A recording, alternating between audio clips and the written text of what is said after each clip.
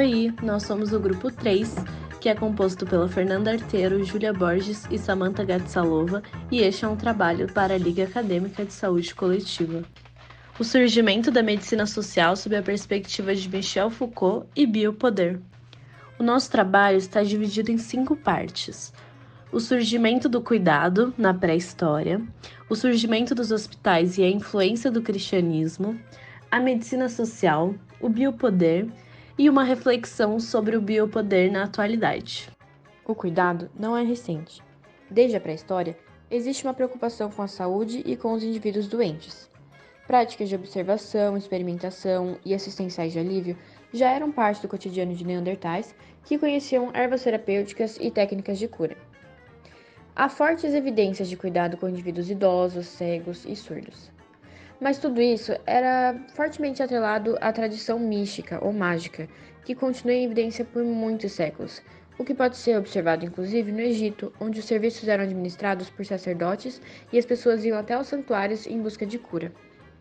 A evidência mais antiga de locais destinados à cura é o templo de Stonehenge, cerca de 5.100 anos atrás, onde há indícios arqueológicos de práticas sistemáticas para doentes que procuravam o templo. Na Babilônia, cerca de 4.500 anos atrás, a prática da medicina começou no mercado. Havia uma proposição de tratamento de acordo com a ocorrência em pessoas conhecidas, em que a coletividade ajudava o enfermo.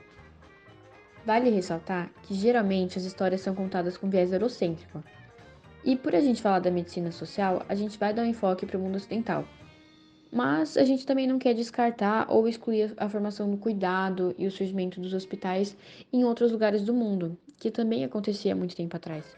Ampliando o olhar, por exemplo, existem evidências de que aproximadamente há 2.500 anos atrás, havia estruturas voltadas para a cura entre os maias. As evidências mostram que acontecia uma técnica chamada de trepanação, que consistia na abertura de um ou mais furos no crânio com o objetivo de criar uma abertura por onde se pudesse drenar um hematoma intracraniano. O mais interessante é que acontecia a calcificação, que conferia uma longa sobrevida. Outro exemplo é o relato do primeiro hospital construído no Japão, que foi criado pela Imperatriz Kōmyo lá em 758. Com o advento do cristianismo, os serviços de assistência e as práticas de cura foram impulsionadas, já que os bispos eles tinham a obrigação, perante o decreto de Constantino, em 335, de recolher os doentes, auxiliar os peregrinos e oferecer repouso aos viajantes. Esse contato entre diferentes culturas dentro de um ambiente direcionado a doentes, ele possibilitou a diversificação das práticas de cura, assim como as cruzadas. Na França, por exemplo, foram criados hospitais escolares e peregrinos, como São Nicolau de Louvre, em 1187, e o Santo Sepulcro, em 1326.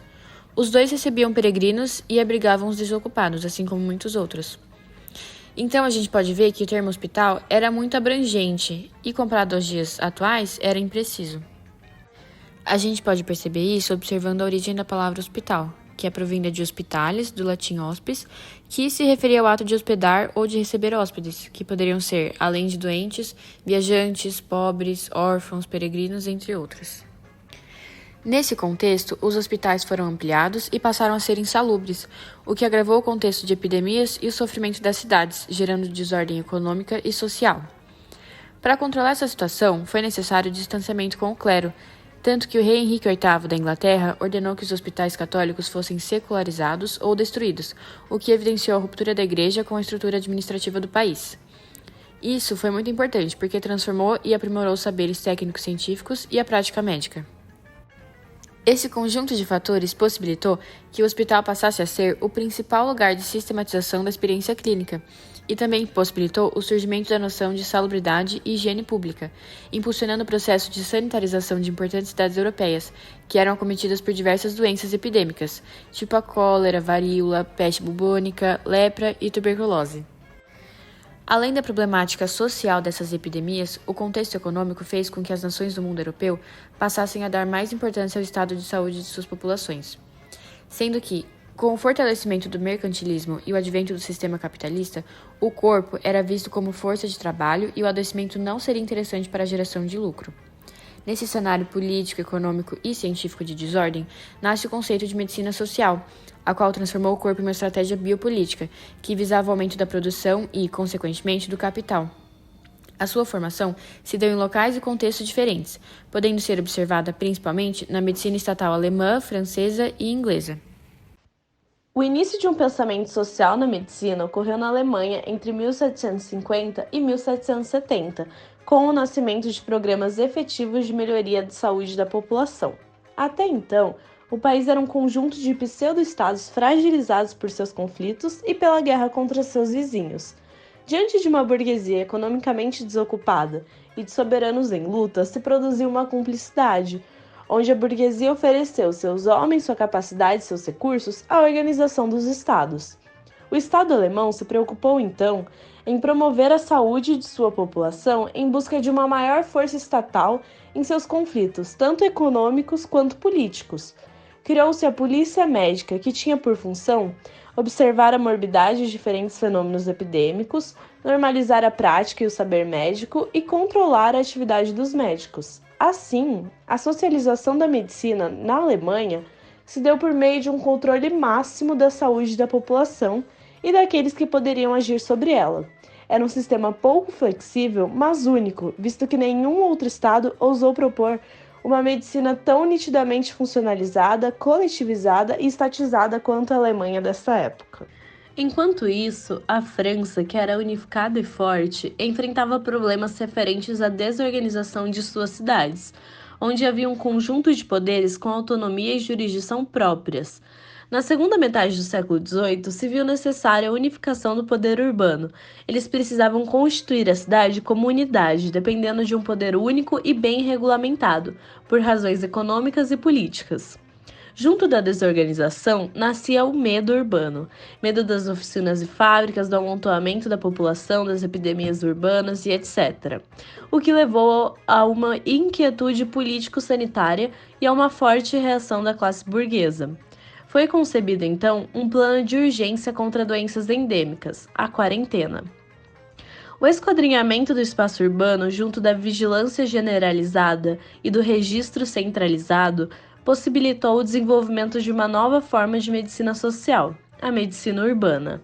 Esta constituía 3 grandes objetivos: a análise do espaço urbano em busca de lugares de formação e difusão de fenômenos epidêmicos, o controle da circulação dos elementos, essencialmente água e ar, e a organização geográfica desses elementos. Por intermédio da medicina social urbana, ocorre a medicalização da cidade, o processo que transforma artificialmente questões não médicas em problemas médicos. Essa medicina não diz respeito apenas aos homens, ela é principalmente uma medicina das coisas, das condições de vida e do meio de existência. A medicina urbana francesa possibilita a relação entre organismo e meio. Com ela, nasce a noção de salubridade e de higiene pública. Salubridade e insalubridade são o estado das coisas e do meio enquanto afetam a saúde. Já a higiene pública é o controle político-científico deste meio. Mesmo não sendo tão forte quanto a medicina de Estado alemã, a medicina urbana desenvolvida na França tem um caráter observacional muito mais apurado, além de que o método e as práticas estabelecidas são muito melhor desenvolvidos. Na segunda metade do século XIX, nasceu na Inglaterra a Lei dos Pobres, e assim a medicina inglesa começou a se tornar social. Com a epidemia de cólera em 1832, se decidiu dividir o espaço urbano em espaços pobres e ricos, pois a coabitação foi considerada um perigo sanitário e político para a cidade.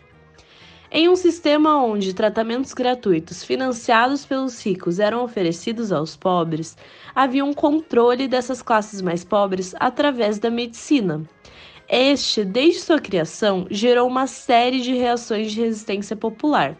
As lutas eram contra a medicalização para reivindicar o direito das pessoas de não passarem pela medicina oficial, o direito sobre seu próprio corpo, o direito de viver, de estar doente, de se curar e morrer como quiserem. Enquanto o sistema alemão da medicina de Estado era pouco flexível e a medicina urbana francesa era um projeto geral de controle sem instrumento preciso de poder, o sistema inglês possibilitava a organização de uma medicina com faces e formas de poder diferentes segundo se tratasse da medicina assistencial, administrativa ou privada. setores bem delimitados que permitiram, durante o final do século XIX e primeira metade do século XX, a existência de um esquadrinhamento médico bastante completo.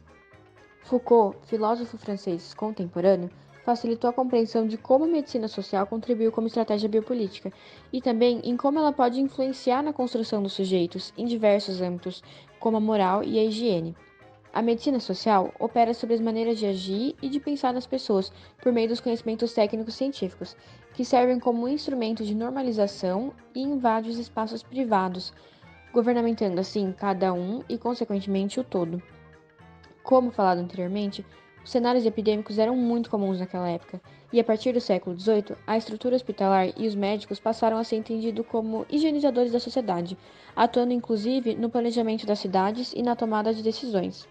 Desse modo, em nome da salubridade urbana, era possível controlar o modo de vida das pessoas, tornando a sociedade não só sadia, mas também civilizada.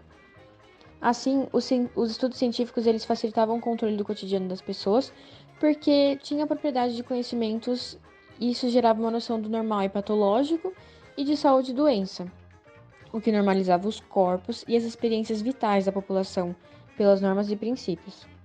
A medicina moderna, então, extrapolou o objetivo principal, que era, no princípio, curar as pessoas. Isso para ter uma atitude normativa, interferindo nos hábitos, na vida física e nos valores morais da sociedade, estabelecendo comportamentos aceitáveis e inaceitáveis, e assim controlando os corpos e diminuindo as suas autonomias. O hospital, como instituição e estrutura de poder, passou a ser um mecanismo de biopolítica de modo específico, o que pode ser observado na sua distribuição espacial e na hierarquização, a partir de mecanismos disciplinares. A disposição dos leitos, por exemplo, permite um acompanhamento minucioso dos pacientes e uma vigilância que permeia a sociedade de um modo ramificado, a sociedade toda, já que ao concentrar o povo no mesmo espaço, em cada esfera particular, ou coletiva, como a família, a escola, trabalho, universidade, prisão e o hospital, como a gente está falando, o indivíduo ele transita de um espaço vigiado ao outro, e assim as instituições atuam como mecanismos de poder. Para Foucault, o poder moderno estabelecido pela medicina social pode ser dividido em disciplinar, que atua no indivíduo e na constituição do sujeito, e no normalizador da população, que é o poder totalizante, ele é exercido sobre o coletivo. Essa associação entre o corpo individual e o corpo espécie é a que caracteriza o biopoder, que mescla o corpo, os processos vitais e a medicina. No hospital, para ilustrar, o poder individualizante ele se dá no isolamento de cada indivíduo e na prescrição específica de um regime. Já o totalizante, que é o coletivo, ele ocorre quando, ao disciplinar o espaço médico, se torna possível traçar patologias comuns a diversos grupos e desenvolver tecnologias também, estabelecendo um controle baseado nisso. A junção deles permite o biopoder na população e a manutenção do capitalismo, ao moldar a população de acordo com os aspectos econômicos e, desse modo, controlando as massas. É marcante na reflexão de Foucault o seu caráter transitório e atemporal. O biopoder, que antes era ligado à sanitarização pública e higienização, adquiriu um novo olhar diante do caráter expansivo das ciências médicas, dos valores morais e políticos. Surgiu, então, uma forma diferenciada de consolidar este biopoder. A biopolítica, que ainda é diretamente relacionada à produção de riqueza, nos dias atuais, baseia-se no ideal de corporeidade, em que a saúde é um valor supremo e máximo a ser alcançado, o que é buscado tanto individualmente quanto pela população no geral. A partir do desenvolvimento de tecnologias de rastreio e diagnóstico, a experiência de estar em risco de doença se transformou na própria doença, gerando uma medicalização e tratamento precoces. Isso traz um desdobramento nas decisões médicas, pois se passa a vivenciar as doenças de uma forma muito marcada pelo risco.